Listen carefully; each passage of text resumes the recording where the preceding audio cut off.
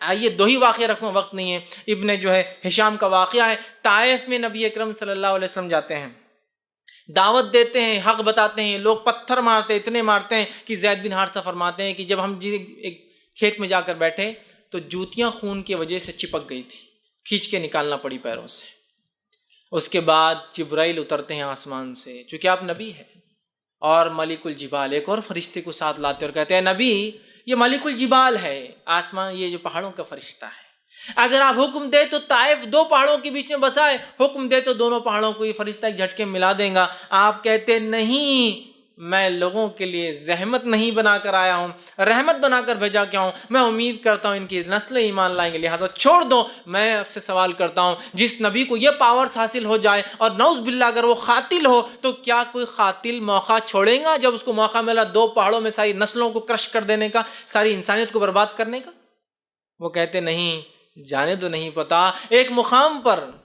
جنگ احد کے اندر ایک کافر نے نبی اکرم صلی اللہ علیہ وسلم پتھر مارا جو آپ کے دانت مبارک پہ، چہرے مبارک پہ لگا، آپ کے دانت شہید ہوئے اور دو کڑیاں آپ کے گالوں میں دھس گئی، آپ زمین پر گر گئے۔ سعد بن ابی وقاص اور چند صحابہ، 6 سے 7 صحابہ آپ کے اطراف میں ہیں اور خون آپ کے چہرے سے جا رہا ہے، آپ خون کو پوچھتے اور کہتے ہیں اے اللہ اس قوم کو معاف کرنا،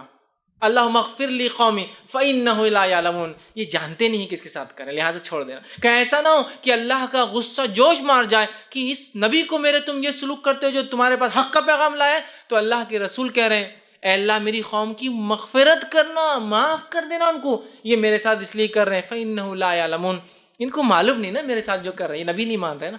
تو آپ اگر نبی زحمت ہوتے، نعوذ باللہ قاتل ہوتے، تو سب سے گلوریس چانس تھا اللہ عذاب برسا دے آسمان سے، ختم اور برباد کر دے مکے کو اور جو ہے تمام لوگوں کو اس کے اطراف، نہیں کیا۔ تو یہ میں سمجھتا ہوں ایک اور دو مثالیں دی، یہ دو مثالوں کو میں سے ایک بھی آپ رکھ دے اور ساری انسانیت کی قصے ایک طرف رکھ دے، اس کی برابری نہیں کر سکتی۔ ایک مثال اور دیتا ہوں، آخری مثال ہے، ایسی مثال ہے میں دعویٰ اور چیلنج کرتا ہوں انسانیت اس مثال کی برابر ایک مثال، ایک ایگزامپل لا دے کہ ایسا ہمارے پاس ہوا ہے یا ایسے لوگ تھے، ایسا رحم دلی، ایسا شفیق نبی، ایسا عظیم اور عظمت رکھنے والا نبی، ایسا برداشت کرنے والا، حلم رکھنے والا نبی کہ جس کی انتہا نہیں۔ فتح مکہ کو یاد کیجئے، الرحیق المختوم اور تمام سیرتوں کی کتاب میں یہ واقعہ موجود ہے۔ فتح مکہ میں آپ مدینے میں سے نکل کر مکے میں داخل ہو رہے ہیں، مدینہ آپ چھوڑ چکے، مکے میں داخل ہو رہے ہیں، 10,000 کا فوجی لشکر ساتھ میں، مکے کی آبادی 70,000 کے قریب بتائی جاتی اس وقت تھی، 70,000 لوگوں کی زندگیاں اب اس لشکر کے ہاتھ میں، 10,000 کے لشکر کے ساتھ آپ مکے میں داخل ہو رہے ہیں۔ فتح مکہ ہے، یہ وہی شہر ہے جو شہر میں جو نبی پیدا ہوئے تھے، اس شہر سے آپ کو نکالا گیا، آپ رسوا ہو کر اس شہر سے نکلے، حالانکہ اس شہر سے آپ کو اتنی سخت محبت تھی کہ جب آپ مکہ میں تھے اور بیت المقدس کی طرف قبلہ تھا تو آپ کعبے کے اس طرف کھڑے ہوتے اور کعبے کو بیچ میں لے کے بیت المقدس کو فیس کرتے نماز کے اندر، تاکہ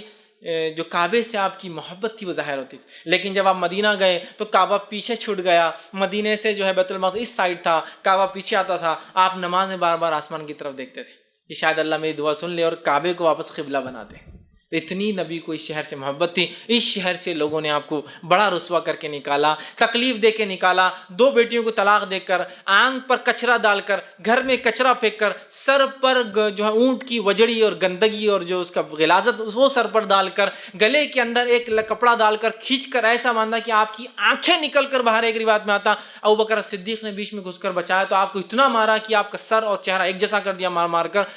تو وہ نبی جس کو اتنی تکلیف اذیتیں دی گئی، جس کے ساتھیوں کو جو ہے اونٹ سے باندھ کر 2 ٹکڑے کر دیا گیا، کسی کو جو ہے شرمگاہ میں جو ہے نیزہ ڈال کے مار دیا گیا، کسی کو آنکھ پر لٹا کے مارا گیا، یہ وہی بستی ہے جس سے اس ظلم، اس ستم کی بنیاد پر وہ نبی اپنے ساتھیوں کے ساتھ مجبور ہو گیا کہ وہ شہر چھوڑ کر مدینہ جائے۔ لیکن 10 سال بعد وہی نبی اور وہی ساتھی جو ظلم کے تحت دبے تھے، آج ایک کانکرر کی حیثیت سے، آج ایک فاتح کی حیثیت سے، آج ایک ونر کی حیثیت سے اس شہر میں میں داخل ہو رہے ہیں۔ اندازہ لگائیے تاریخ میں ایک بھی ایسا واقعہ موجود نہیں ہے جہاں کوئی رومی فوج، کوئی جو فارسی فوج، کوئی چینی فوج، کوئی منگولی فوج، کوئی جاپانی فوج، کوئی امریکہ کے چاہے ریڈ انڈینس ہو یا نیٹیوز ہو، کوئی بھی ہو، کوئی فوج ہو جس کو کہیں سے ذلیل اور رسوا کر کے نکالا گیا ہو، اب اس شہر میں واپس وہ داخل ہو رہے اور انہوں نے کسی کو قتل نہ کیا ہو۔ یہاں نبی رحمت داخل ہوتے ہیں اور مکے والوں سے پوچھتے ہیں کیا امید کرتے ہو؟ عربوں کا سسٹم بتا دیتا ہوں کیا تھا۔ عرب جب اپنے قبیلے سے بدلہ لیتے اور جو قبیلہ حاوی اور فاتو ہوتا، کانکرر ہوتا، وہ قبیلہ کیا کرتا؟ سارے مردوں کو ذبح کر دیا جاتا، ذبح، ساری عورتوں کو یا تو لونڈی بنا لیا جاتا، استعمال کی چیز، یا بیچ دیا جاتا، بچوں کو غلام بنا کے فروخت کر دیتے۔ یہ تھا عربوں کا طریقہ۔ سارے لوگ امید کر رہے ہیں کہ اب یہی طریقے کو محمد عربی بھی شاید فالو کریں گے۔ آپ صلی اللہ علیہ وسلم کانکرر کی حیثیت سے 10,000 کا لشکر آپ کے ساتھ داخل ہوتے ہیں اور اعلان کرتے ہیں، پوچھتے کیا امید کرتے ہو آج تم مجھ سے؟ لوگ کہتے ہیں آپ سے وہی امید کرتے ہیں جو یوسف کے بھائیوں نے یوسف سے کی تھی، معافی بس۔ آپ سے ہم کہتے ہیں جو ابو سفیان کے گھر میں ہیں وہ امن میں ہیں،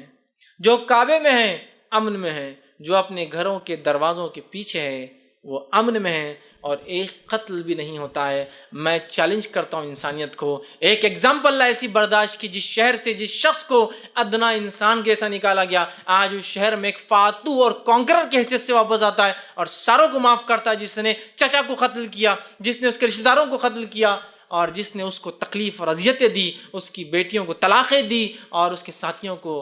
مختلف اندازوں سے قتل کیا، کہتا ہے سب کو معاف کر دیا، آج سب کو معاف کر دیا۔ ارے یونانی، رومی، فارسی، چینی، منگولی، اسپینی، فرینچ، اور اس کے بعد وائکنگز، یا آپ کے انگلینڈ یا اسکاٹ لینڈ، آئرلینڈ، میں مثالیں دے سکتا ہوں۔ چھوٹی چھوٹی جنگوں میں جب یہ جیتتے تھے نا تو انسان تو دور کی بات ہے، گدھے اور کتوں کو بھی ٹکڑے کر کے مار دیتے تھے زندہ رہنے۔ پوری کی پوری انسانیت اور نسل جتنی چیزیں سانس لیتی ہے نا اس کو برباد کر دیتے تھے۔ اور آج کی موجودہ بائبل کے مطابق بھی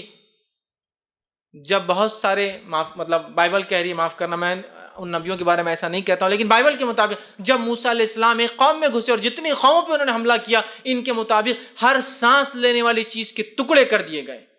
ہر سانس لینے والی چیز کی، یہاں تک کہ گدھے اور کتے بھی ٹکڑے کر دیے گئے۔ گدھے اور کتے کیا کرتے ہیں؟ ٹکڑے کر دیے جاتے تھے۔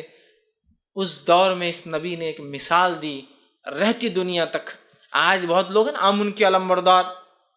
دنیا میں امن قائم کرتے ہیں، لاکھوں اور کروڑوں لوگوں کو مار کے وہ کہہ رہے ہیں امن قائم کرتے ہیں۔ ایک زمین پر گھس کر 30 لاکھ لوگوں کو مار دیا 10 سال کے اندر عراق میں، اور کہہ رہے ہیں ہم امن قائم کرتے ہیں۔ اگر تم واقعی میں امن قائم کرنے والے ہو تو یہ نبی ہے جس کو شہر سے نکالا گیا، اپنے شہر اور اپنی زمین کو واپس لے رہا ہے لوگوں سے، کسی دوسرے کی یا کسی دوسرے کے باپ کی زمین پہ قبضہ نہیں کر رہے ہیں، اپنی زمین واپس لے رہے جس سے اسے نکالا گیا۔ تو یہ نرمی ہے اور یہ سلوک ہے، ایک مارا نہیں جاتا۔ آپ کہہ رہے ہیں ہم دنیا کو امن دیتے ہیں، لاکھوں کروڑوں مار کے تو آپ سب سے بڑے دہشت گرد تو آپ ہی ہیں، اور آپ دنیا کو امن کی بات۔ یہ ہے امن، یہ ہے امن کہ ایک انسان قتل نہیں کیا گیا فتح مکہ میں، ایک انسان، ناٹ اے سنگل۔ ایسی ایک ایگزامپل، ایک مثال، ایک ادھارن میں چیلنج کرتا ہوں انسانیت کو لے آئے اور پھر بتائے اور پھر کہے کہ نبی ظالم تھا، نعوذ باللہ۔ ایسا برداشت کرنے